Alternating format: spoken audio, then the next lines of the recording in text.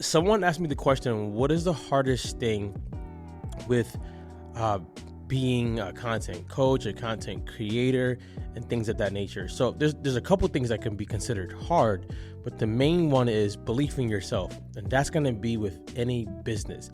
Yes, you're going to find people who are better than you. I know a lot of people who are better than me. You're going to find people who have done it longer. I know a lot of people who have done it longer. But the main thing is the belief in yourself that what you have to offer is worthy of it being offered. And it is, because there are people who will just gravitate to you, your message, how you share it, how you do it. I always use the bread analogy. When we think about bread, we don't realize when we go down the aisle, there's so many types of bread. Like there's potato bread, rye bread, wheat bread, there's white bread. There's all sorts of types. There's even all sorts of types within the brand. Like certain brand has certain types. So it doesn't mean that you cannot be effective. It just means there are other people doing it too, which is perfectly fine. And if we'd be honest, every field has tons of people in it. The second thing I would say that's the hardest about being a content coach or a content creator is crafting your message and your offer. What do you actually offer people? And that can be similar to other coaches as well, but it's going to be how people gravitate towards you, how you say what you're saying. I believe communication is very, very important.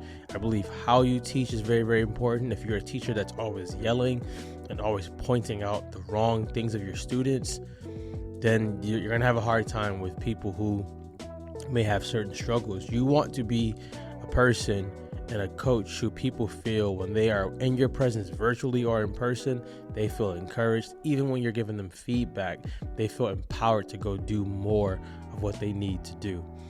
Your offer is based on what do you feel that you have the skill set to solve in the marketplace. And that can be hard because we could see one type of offer being really, really vibrant and out there nowadays, and that could be something that you don't want to actually do. For example, when I was coaching fitness, something that was really, really popular for a while was HIIT training, right? And every coach was going towards HIIT training. When you do that, you're going to just keep running into the same types of people and the same types of struggles and just the same type of marketing probably. So within your offer, think, how can I make it a little bit different? Think, how can I make this work for people's problems that they say they want solved?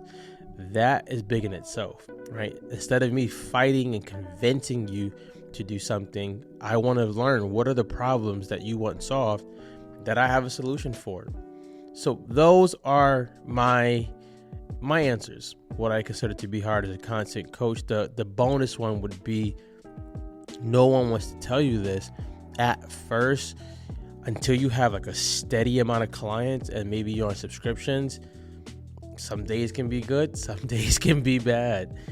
It can be up in the air a lot unless you have something where it's a subscription where people are paying monthly, getting monthly service and things of that nature.